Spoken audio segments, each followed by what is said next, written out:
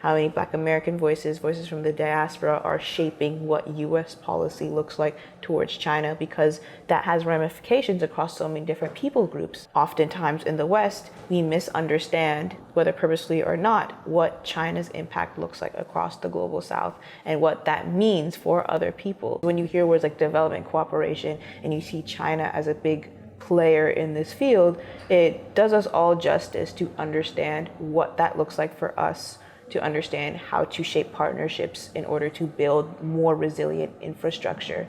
What made you interested in studying Chinese? What kept me learning Mandarin from the age of 12 and until now was this growing appreciation for the way that China has been shaping and evolving its engagement on the African continent.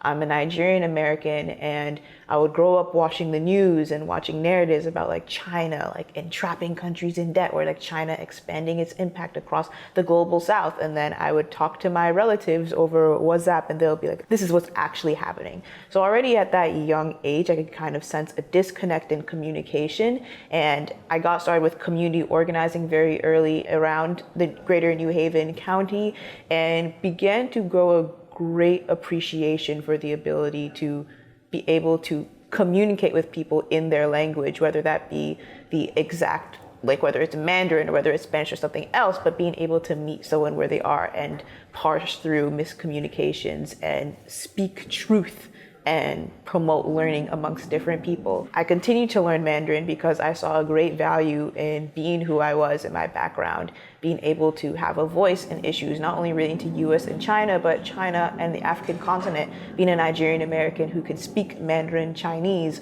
meant that I could interlocute between different parties, that I could shed light, that I could provide my opinions, helping people better understand what China is like doing within the global South, particularly on the African continent, and most importantly, how the African continent can leverage that in order to shape its own development priorities. What have your experiences in Asia looked like?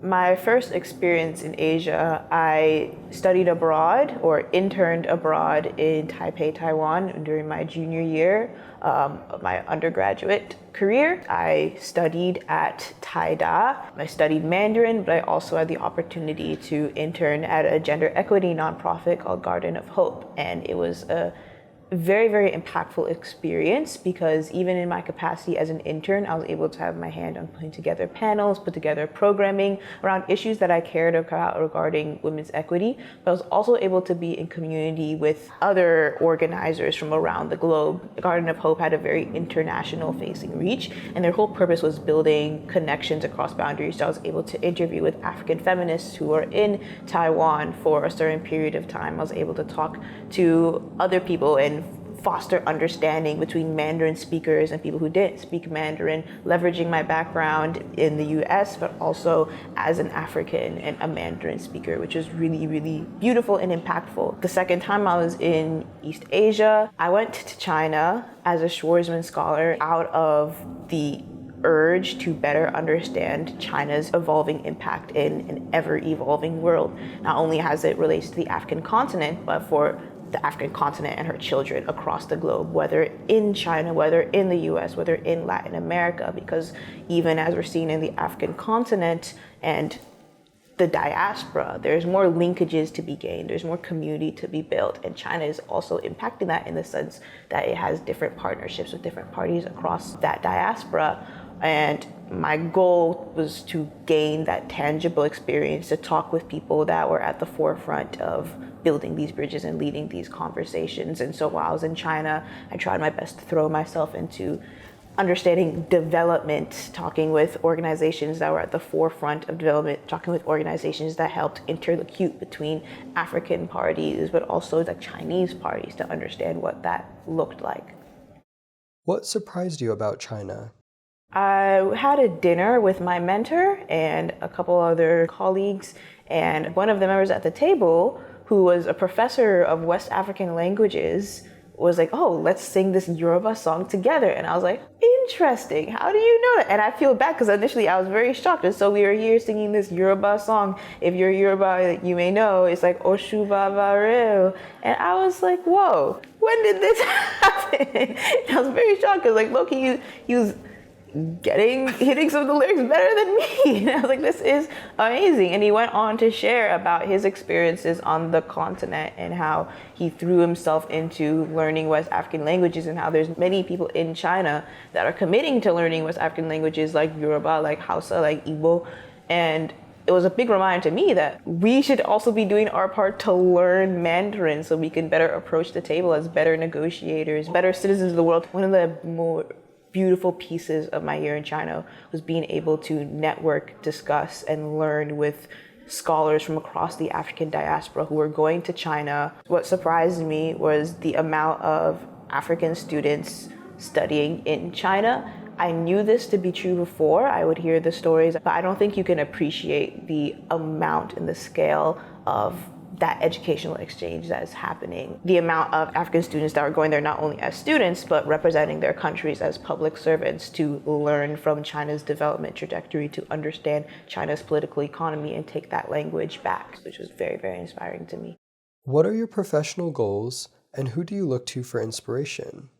My goal is to become a development professional and exploring what it means to invest, build businesses, but also improve the lives of and quality of lives for people on the African continent, across the diaspora, and build new communities across differences. China is an inescapable piece of that. So when I look to mentors, when I look to people that inspire me, it's those visionaries who are doing the work of understanding other people, learning their languages, creating situations that foster the improvement of quality of life.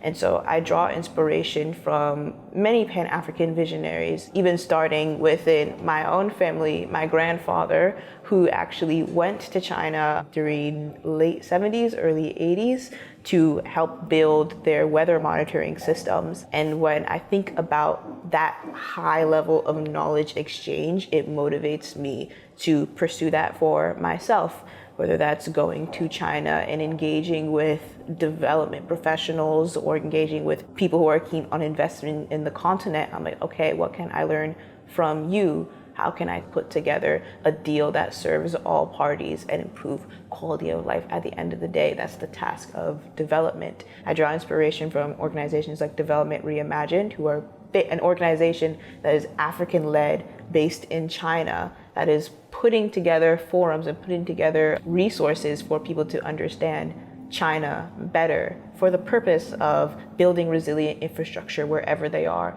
This happens across so many different sectors. As a bit of a generalist who has worked across health, who's worked across agriculture, who's worked across just social justice in general, that ability to flex and think creatively is very inspiring to me. The goal is, how do we leverage the different knowledge that we have? How do we think creatively about what progress looks like and what success looks like in a way that allows for the uplift for as many people as possible? And so when you hear words like development cooperation and you see China as a big player in this field, it does us all justice to understand what that looks like for us, to understand how to shape partnerships in order to build more resilient infrastructure. What does thinking creatively about community building mean? I think a tangible example of what thinking creatively about community building looks like comes back to a thesis that I pursued with the help of two colleagues of mine.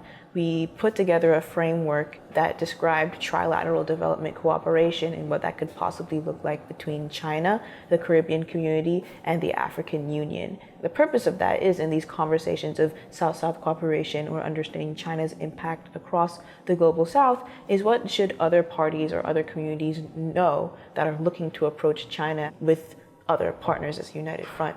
Sometimes it may be like, oh, there's too many cooks in the kitchen and too many priorities get mixed up. But our goal was to put out different concrete examples of what knowledge sharing can tangibly look like. For example, if a country in West Africa is seeking to better mobilize its oil resources, if China has some experts who can provide enlightenment in a certain area and are seeking to approach the table to share knowledge, but Guyana also had this experience in the region and can come over and help and say like, okay, this is what this looks like in this context.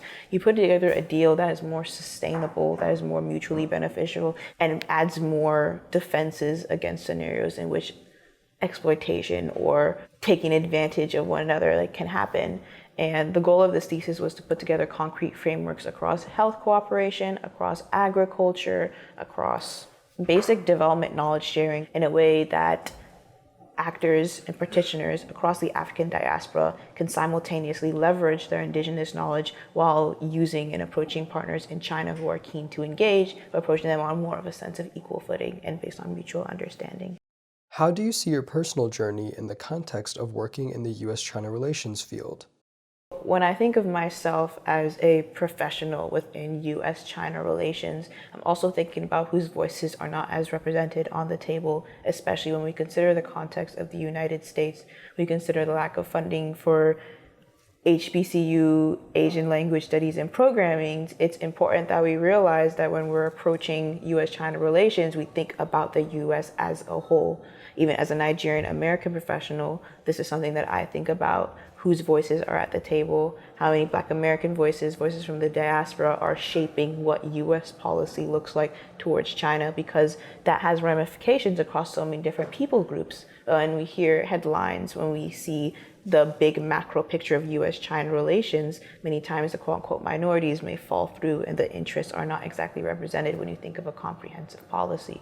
And then as an African in this conversation, I also think about the ways that oftentimes in the West, we misunderstand, whether purposely or not, what China's impact looks like across the global South and what that means for other people.